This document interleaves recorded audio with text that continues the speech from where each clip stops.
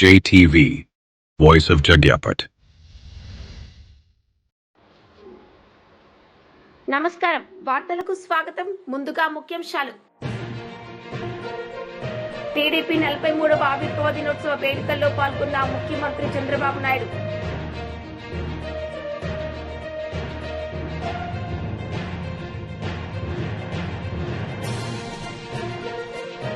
RS Praveen Kumar media సమావేశం, CM Revanth రెడ్డిపై fire. TDP 43వ ఆవిర్భావ దినోత్సవ వేడుకల్లో పాల్గొన్న ముఖ్యమంత్రి చంద్రబాబు నాయుడు, మంత్రి నారా లోకేష్. ఈ సందర్భంగా వారు పార్టీ కార్యకర్తలను, నాయకులను ఉద్దేశించి మాట్లాడారు.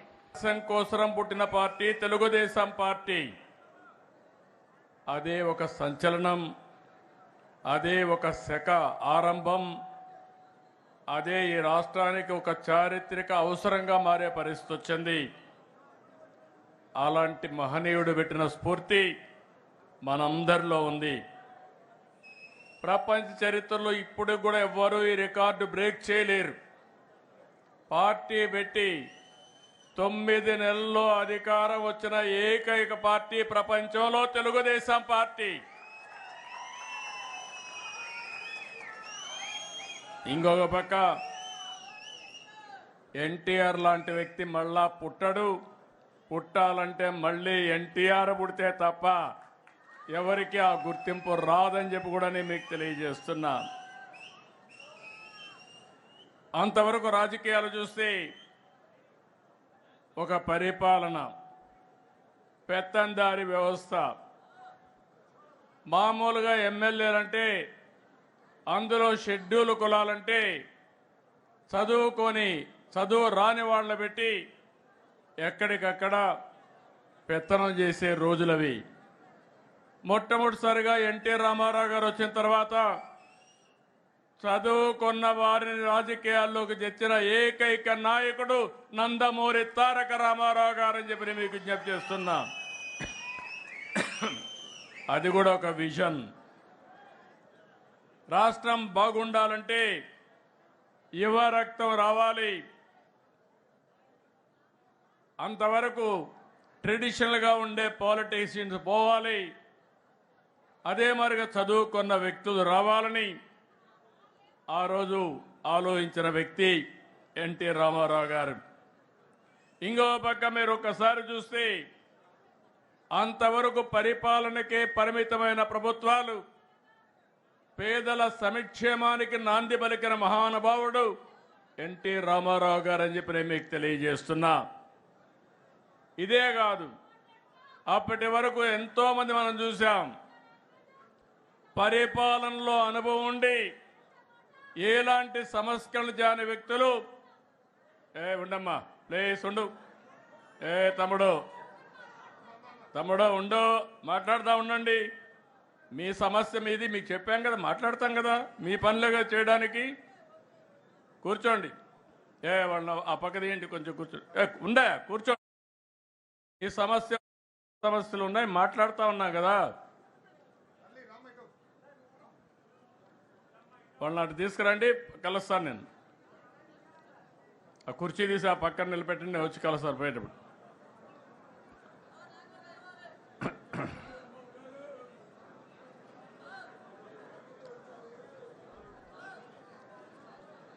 ఇన్నయ్యా అడిగిరా, మరీ అతిలుగా తయారవుతారు. సమయం సందర్భం కూడా ఆలోచించుకోవాలి వ్యక్తులు కూడా. ఈరోజు ఒక శుభ సందర్భంలో మనం రాష్ట్రం అంతా ఒక మెసేజ్ ఇవ్వాలనుకున్నప్పుడు మీరు కాగితాలు ఇచ్చారు, అన్ని కాగితాలు తీసుకున్నాం, ఆ పనే చేస్తాం, మళ్ళీ చేస్తాం. కానీ అందరూ ఈరోజు కార్యకర్తల సమావేశంలో మీరు ఒకటి గుర్తుపెట్టుకోవాల్సింది, నా దగ్గర కాగితాలు ఇస్తే పదవులు రావు, కానీ క్షేత్రస్థాయిలో పనిచేస్తేనే మీకు పదవులు వస్తాయి, గుర్తింపులు వస్తాయి. మళ్ళీ ఒకసారి చెప్తున్నా, నేను ఆ విషయంలో మీరందరూ గుర్తుపెట్టుకోవాల్సిన అవసరం. ఇంకా మనకు ఏదో కాగితం ఇస్తే పదవి వస్తుందని ఆలోచన చేస్తున్నారు, కానీ వేదిక పైన ఏ నాయకుడు చెప్పినా, రాష్ట్రంలో ఏ నాయకుడు చెప్పినా నేనింటా. నిర్ణయం మాత్రం మీ పని మీదనే ఆధారపడుతుందని మరొకసారి విజ్ఞప్తి చేస్తున్నా. ఒకప్పుడు మనం ఒకసారి ఆలోచిస్తే ఈ పార్టీకి మనందరం వారసులం. ఈ విషయం మీరందరూ గుర్తుపెట్టుకోవాల్సిన అవసరం ఉంది. నేను కూడా ఈ పార్టీకి ఒక అధ్యక్షుడిని, ఒక టీం లీడర్ని మాత్రమే. నా ఆలోచన తెలుగుదేశం. వైసీపీ లీడర్ మార్గాన్ని భరత్ ప్రెస్ మీట్ నిర్వహించారు. ఈ సందర్భంగా ఆయన మాట్లాడారు. గారు ఆయనది హత్య లేకపోతే యాక్సిడెంటా, ఈ రెండాటిల్లో పోలీస్ డిపార్ట్మెంట్ ఇంకా నిర్ధారించలా. నాకు తెలిసి మరి నిన్నటిదాకా కూడా పోస్ట్ మార్టం రిపోర్ట్లో డాక్టర్స్ కూడా ఇంకా ఏం రకమైన వాళ్ళు అనౌన్స్మెంట్ చేయలే. నేను ఒక అంశం అయితే చెప్తా ఉన్నా, నిజంగా గవర్నమెంట్ యొక్క వైఫల్యము ఎంత కొట్టొచ్చినట్టు కనబడుతుందంటే, సాక్షాత్తు నారా చంద్రబాబు నాయుడు గారి కొడుకు ఆయన రాష్ట్రానికి ఒక మంత్రి కింద వ్యవహరిస్తూ, ఒక గౌరవమైన బాధ్యతల్లో వ్యవహరిస్తూ ఆయన ట్వీట్ చేశాడండి. నారా లోకేష్ గారి ట్వీట్ ఏంటంటే, పాస్టర్ ప్రవీణ్ గారికి హఠాన్ ఏ రకంగా ఇవ్వాలి, పోస్ట్ మార్టం రిపోర్ట్ ఇవ్వకోకుండా, ఇంకా వాళ్ళు అనౌన్స్ చేయకోకుండా అది యాక్సిడెంటా హత్య అనేది మీరు ఏ రకంగా ట్వీట్ చేస్తారు? అంటే మీరు ప్రభుత్వం యొక్క వైఫల్యాన్ని కప్పిపుచ్చే కార్యక్రమం చేస్తూ ఉన్నారా అని అడుగుతా ఉన్నా. ఎంత దారుణం అండి! ఇప్పుడు మనుషుల ప్రాణం అంటే మీకు ఏ రకమైన విలువ ఉంది అని అడుగుతా ఉన్నా.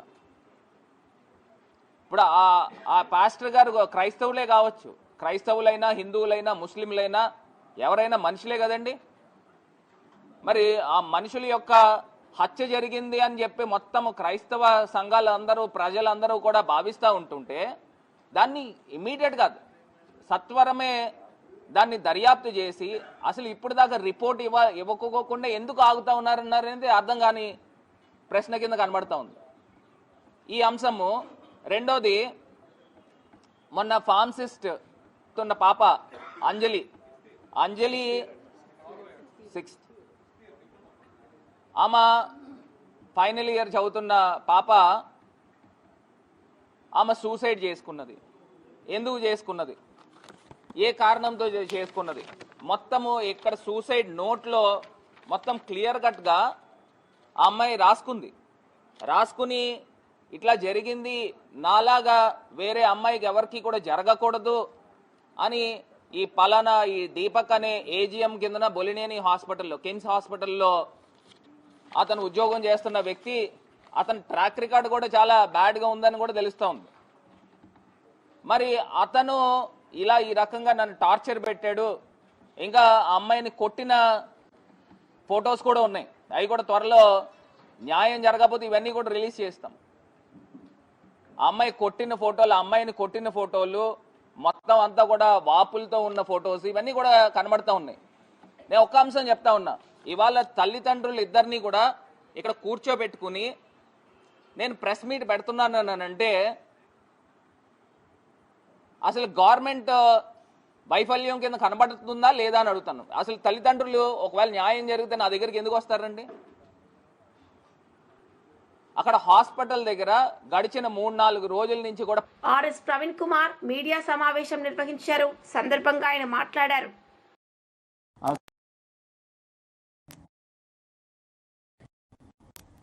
వారికి తట్టుకోలేక, వారు ప్రజల ముందర పెడుతున్న నిజాలను మరి తట్టుకోలేక, భరించలేక రేవంత్ రెడ్డి మరియు ఆయన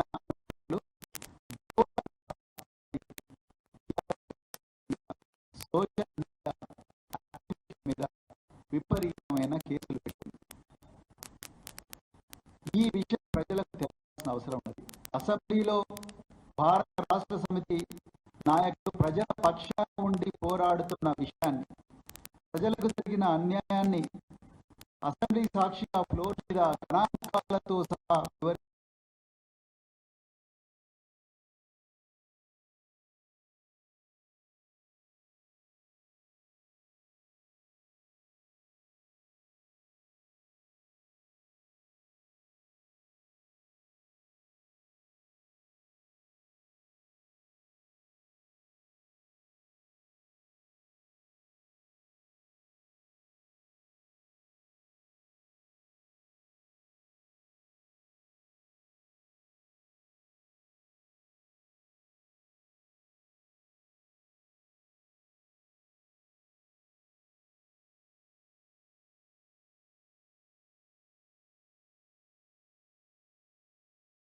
ఒక నల్లబాలు అనే ట్విట్టర్ హ్యాండిల్, ఆయన ఈ కాంగ్రెస్ అనేది రాష్ట్రానికి పట్టిన చీడ, ఈ చీడ వల్ల తెలంగాణ ప్రజలకు అన్యాయం జరుగుతూ ఉన్నది, వీళ్ళ ప్రాణాలకు ప్రమాదం వచ్చిన పరిస్థితి ఉన్నది అని చెప్పి BRS party social media handle ద్వారా వచ్చిన ఒక పోస్టును ఈయన రీట్వీట్ చేస్తాడు. రీట్వీట్ చేస్తే ఆయన మీద కేసు పెట్టిండ్రు. సెక్షన్ 67 ఐటీ యాక్ట్ పెట్టిండ్రు. అసలు సెక్షన్ 67 ఐటీ యాక్ట్ ఎప్పుడు పెట్టాలి? ఏవైనా అశ్లీలమైన విషయాలు, మహిళలను పురుషులను అగౌరవపరిచే విషయాలు, మరి ముఖ్యంగా అశ్లీలమైన విషయాలు, it clearly talks about obscenity. Any electronic material which perpetrates obscenity, which is aimed to damage the reputation of a person with the obscene material, then 67 IT Act has to be booked. అశ్లీలమైన, సభ్య సమాజం భరించలేని ఈ అశ్లీలమైన విషయాలు ఏవైతే ఉన్నాయో వాటికి సంబంధించిన section 67 IT act. ఆ సెక్షన్ 67 ఐటీ యాక్ట్ ఈరోజు బీఆర్ఎస్ నాయకుల మీద, బీఆర్ఎస్ కార్యకర్తలు ఎడాపెడే విచ్చల విడిగా పెడుతున్నారు. ఈరోజు వీళ్ళ పిచ్చి ఎంత దాకా పోయిందంటే, తెలంగాణ ప్రజలు జాగ్రత్తగా గమనించాలి. 2023లో దేశంలోనే మొట్టమొదటిసారిగా కేటీఆర్ గారి ఆలోచనల మేరకు, వారి నాయకత్వంలో తెలంగాణ సైబర్ సెక్యూరిటీ బ్యూరో అనే ఒక కొత్త ఆర్గనైజేషన్ పెట్టారు. చాలా మార్గదర్శనంతో, గొప్ప ఆలోచనతోని తెలంగాణలో ప్రజలు సురక్షితంగా ఉండాలి, తెలంగాణలో పనిచేసే కంపెనీల డేటా సురక్షితంగా ఉండాలి, తెలంగాణ ప్రజల మీద ఎలాంటి సైబర్ క్రైమ్ జరగకూడదు, తెలంగాణ ప్రజలు నిరంతరం అప్రమత్తంగా ఉండాలి, తెలంగాణ మీద ఎలాంటి పాశ్చాత్య దేశం కూడా దాడి జరపకూడదు అని చెప్పి తెలంగాణ సైబర్ సెక్యూరిటీ బ్యూరో పెట్టిండ్రు 2023లో. ఈ 2023లో పెట్టిన సైబర్ సెక్యూరిటీ బ్యూరో నా దగ్గర ఉంది, నేను క్లియర్గా ఇప్పుడు మన కళ్ళ ముందర కనిపిస్తుంది. ఈ సైబర్ సెక్యూరిటీ బ్యూరో వాళ్ళ ఎయిమ్ అండ్ ఆబ్జెక్టివ్ ఏంటి, వాళ్ళ మిషన్ ఏంటి? ఒక్కటే, ఈ తెలంగాణలో పబ్లిక్ కానీ, పబ్లిక్ ఇన్స్టిట్యూషన్స్ కానీ సైబర్ థ్రెట్స్ నుంచి కాపాడాలి. రేపు నార్త్ కొరియా నుంచో, లేకపోతే చైనా నుంచో, లేకపోతే పాకిస్తాన్ నుంచో, లేకపోతే ఇంకెక్కడో ఆఫ్రికా నుంచో మన రాష్ట్రంలో ఉండే ఐటీ కంపెనీల మీద కానీ, మన గవర్నమెంట్ మీద కానీ, national informatics centre digital infrastructure పక్కనే కూతవేటు దూరంలో ఉండే పోలీస్ కమాండ్ అండ్ కంట్రోల్ సెంటర్లోనే ఉంటుంది సైబర్ సెక్యూరిటీ బ్యూరో. ఈరోజు ఇక్కడ మనం మాట్లాడుతున్నాం, అక్కడ రేవంత్ రెడ్డి మాట్లాడుతున్నాడు. సో ఆ సైబర్ సెక్యూరిటీ బ్యూరో ఈ డిజిటల్ ఇన్ఫ్రాస్ట్రక్చర్ను కాపాడడం కోసం పెట్టిండ్రు. అదేవిధంగా సామాన్య ప్రజలు ఈ సైబర్ క్రైమ్స్ నుంచి మోసపోకుండా, అది ఆన్లైన్ ఫ్రాడ్ కావచ్చు, అదేవిధంగా డిజిటల్ ఫ్రాడ్ కావచ్చు, అదేవిధంగా మరి బెట్టింగ్ ఫ్రాడ్ కావచ్చు, క్రిప్టో ఫ్రాడ్స్ కావచ్చు, స్టాక్ మార్కెట్ ఫ్రాడ్స్ కావచ్చు, పిగ్ బుచరింగ్ కావచ్చు, డేటింగ్ ఫ్రాడ్స్ కావచ్చు, స్టాక్ మార్కెట్ స్కామ్స్ కావచ్చు, డిజిటల్ అరెస్ట్ స్కామ్స్ కూడా కావచ్చు. వీటన్నిటి నుంచి నిరంతరం ప్రజల్ని అప్రమత్తం చేసి ప్రతి కంపెనీకి కూడా సెక్యూరిటీ ఫైర్ వాల్స్ కరెక్ట్గా ఉన్నాయా లేదా, ఎందుకంటే వేల కోట్ల రూపాయల ట్రాన్సాక్షన్స్ జరుగుతూ ఉంటాయి, లక్షలాది మంది, కోట్లాది మంది ప్రజల జీవితాలు వీటి మీద ఆధారపడుతున్నాయి. వీటి గురించి మనం కాపాడే రాబోయే రోజుల్లో ప్రపంచం అంతా. బద్వేల్ నియోజకవర్గ పాస్టర్స్ మరియు క్రైస్తవ ఐక్య వేదిక ఆధ్వర్యంలో శుక్రవారం నిరసన ర్యాలీలో దైవజనుడు ప్రవీణ్ పగడాల అనుమానాస్పద మృతిని బట్టి హత్య చేసిన వారెవరో వారిని గుర్తించి వారిపై కఠిన చర్యలు తీసుకోవాలని ప్రభుత్వాన్ని డిమాండ్ చేస్తూ స్థానిక సిద్ధవటం రోడ్డులోని సిఎస్ఐ చర్చ్ నుండి 4 రోడ్ల కూడలి మరియు నెల్లూరు రోడ్డులోని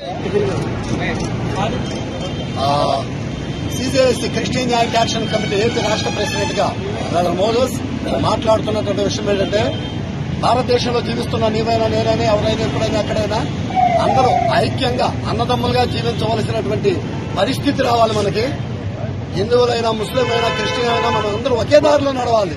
అది మనకు కావాల్సింది. మనం ఇలాగా ఒకరినొకరు తిట్టుకోవడం, ఒకరినొకరు కొట్టుకోవడం వద్దనేది మన యొక్క ఆలోచన. ఇప్పుడు ప్రవీణ్ పగడాల విషయంలో దైవజనుల విషయంలో ఆలోచిస్తే చాలా ఘోరమైన పరిస్థితి జరిగింది. వారి కుటుంబంలో చాలా వేదన. ఆ తల్లిగారు ఎంతో వేదన పడుతుంది, ఆ పిల్లలు ఎంతో వేదన పడుతున్నారు.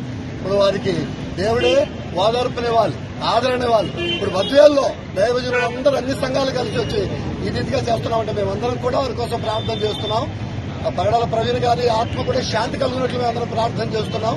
మరి అధికారులు అయినటువంటి వారికి, గవర్నమెంట్ వారికి మేము చిన్న విన్నపం చేయడం ఏమంటే, అది ఉన్నది ఉన్నట్టుగా మీరు బయటికి తేండి. పోస్ట్ మార్టం అది ఏదైనా సరే, అది హత్య లేదా యాక్సిడెంట్ అనేది మాకు తెలిసిన దానికంటే మీకు బాగా తెలుసు కనుక దాన్ని బయటికి తీసుకొచ్చి హత్య చేసుంటే చేసిన వారిని కఠినంగా శిక్షించాలి, చాలా కఠినంగా శిక్షించాలి.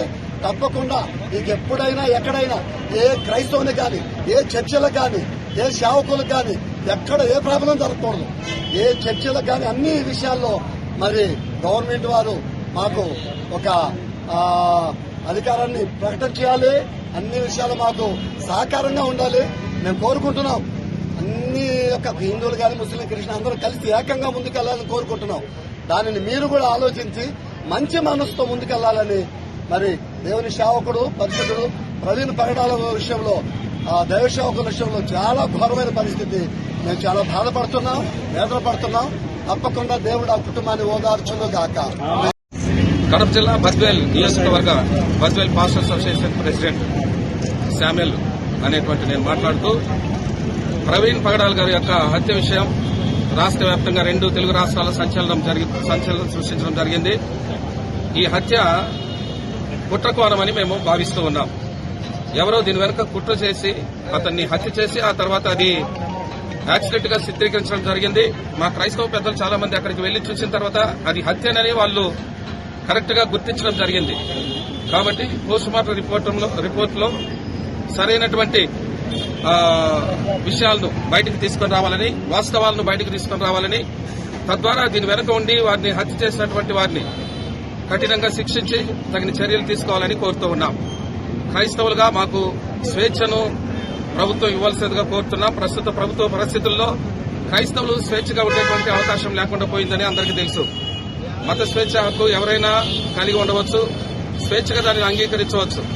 ఒక మతాన్ని అంగీకరించడం తప్పు అనేది కాదు అని అందరికి తెలిసినా కూడా ఈ మతం పట్ల ఒక ప్రత్యేకమైనటువంటి దృష్టిని బట్టి కొంతమంది మత ఛాందసవాదులు కుట్ర పన్ని క్రైస్తవులుగా కొంతమంది లీడర్స్ గా ఉంటున్నటువంటి వారి మీద ప్రత్యేకమైన దృష్టిని పెట్టి హత్య చేయడము, వాళ్లను హింసించడం జరుగుతోంది. భవిష్యత్తులో ఇలాంటివి జరగకుండా ప్రభుత్వం తగిన చర్యలు తీసుకుని క్రైస్తవులకు న్యాయం చేయాలని కోరుతున్నాం. అలాగే ప్రవీణ్ పగడాల్ గారి యొక్క కుటుంబానికి ప్రగాఢ సానుభూతి మా క్రైస్తవుల సమాజం తరఫున తెలియజేస్తూ ఉన్నాం. భవిష్యత్తులో తగిన విధంగా మరి ఈ పోస్ట్ మార్టం రిపోర్ట్ రాకపోతే ఇంకా రాబోయే రోజుల్లో ఈ ర్యాలీలను ఉధృతం చేస్తామని కూడా తెలియజేస్తున్నాం. రాష్ట్ర వ్యాప్తంగా 2 రాష్ట్రాల్లో కూడా పరిస్థితులు తీవ్రంగా ఉన్నాయి కనుక తగిన చర్యలు తీసుకుని కఠినంగా శిక్షించాలని, దీనికి ఎవరైతే దోషులై ఉన్నారో వారిని కఠినంగా శిక్షించి వారి కుటుంబానికి అలాగే క్రైస్తవ సమాజానికి న్యాయం చేయాలని కోరుతూ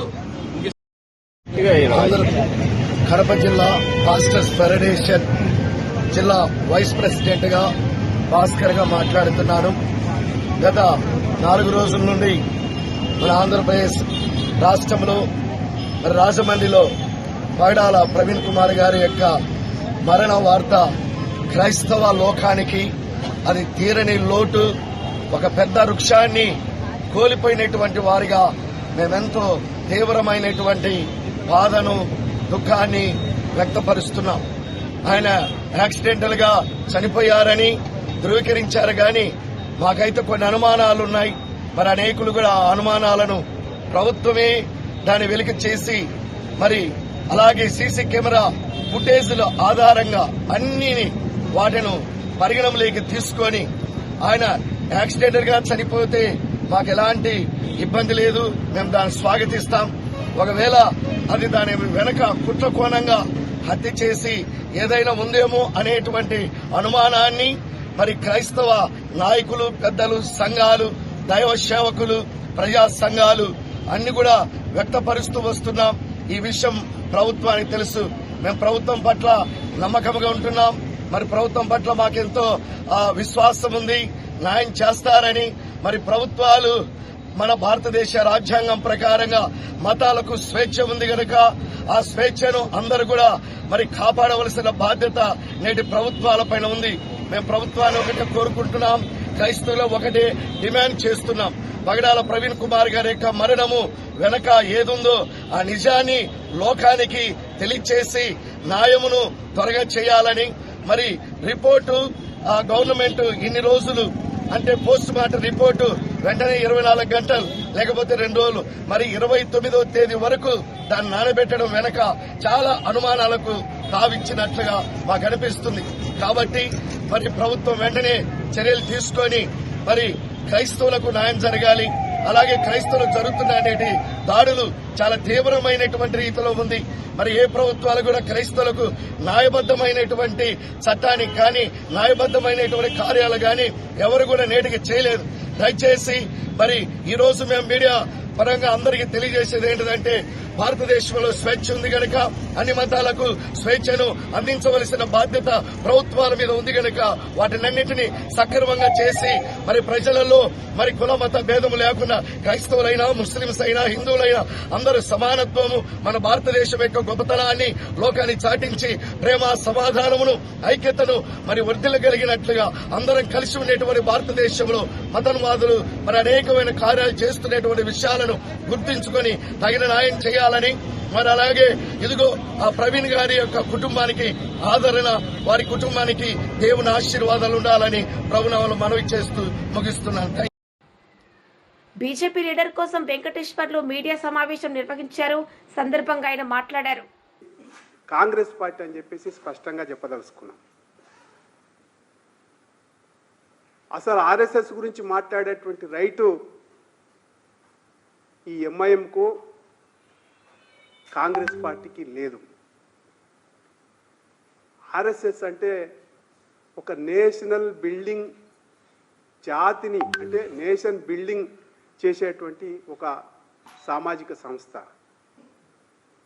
ఇట్లనే కాంగ్రెస్ పార్టీ స్వతంత్రం వచ్చినప్పుడు గాంధీజీ హత్య జరిగిన తర్వాత రాష్ట్రీయ స్వయంసేవక సంఘం నిషేధించిండ్రు. అనేక కమిషన్లు వేస్తే ఆ కమిషన్లన్నీ తేల్చి చెప్పినాయి గాంధీజీ హత్యతోటి ఆర్ఎస్ఎస్కు సంబంధం లేదు అనేటువంటిది స్పష్టం చేసినాయి. తర్వాత బ్యాన్ ఎత్తేసాడు.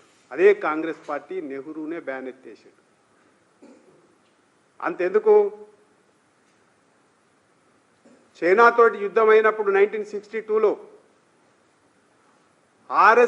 ఆర్ఎస్ఎస్ చేసినటువంటి సేవలను గుర్తించి నెహ్రూనే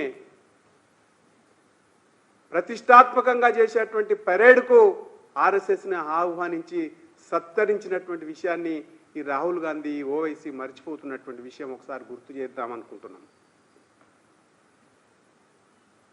తెలంగాణ, ఆంధ్ర ఉమ్మడి తెలుగు రాష్ట్రాల్లో దివిసీమ ఉప్పెన 1977లో హైదరాబాద్ నగరంలో ప్రజావసరాలకు అనుగుణంగా అనుసంధాన లింక్ రోడ్ల నిర్మాణం చేపట్టాలని ముఖ్యమంత్రి రేవంత్ రెడ్డి అధికారులకు సూచించారు. ఈ సందర్భంగా ఆయన మాట్లాడారు.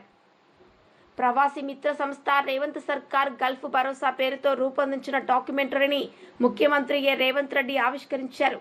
గల్ఫ్ కార్మికులకు సామాజిక భద్రత కల్పిస్తూ ప్రభుత్వం వివిధ సంక్షేమ కార్యక్రమాలు చేపట్టిన నేపథ్యంలో ఈ డాక్యుమెంటరీని రూపొందించారు. వార్తను ముగించే ముందు ముఖ్యాంశాలు మరోసారి.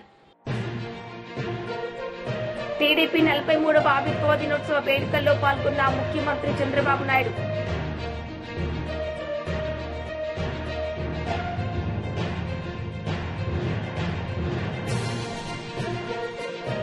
ఆర్ఎస్ ప్రవీణ్ కుమార్ మీడియా సమావేశం, సీఎం రేవంత్ రెడ్డిపై ఫైర్. ఈ వార్తలు ఇంతటితో సమాప్తం. తిరిగి ప్రసారమయ్యే వార్తల్లో మళ్ళీ కలుద్దాం. అంతవరకు సెలవు. నమస్తే.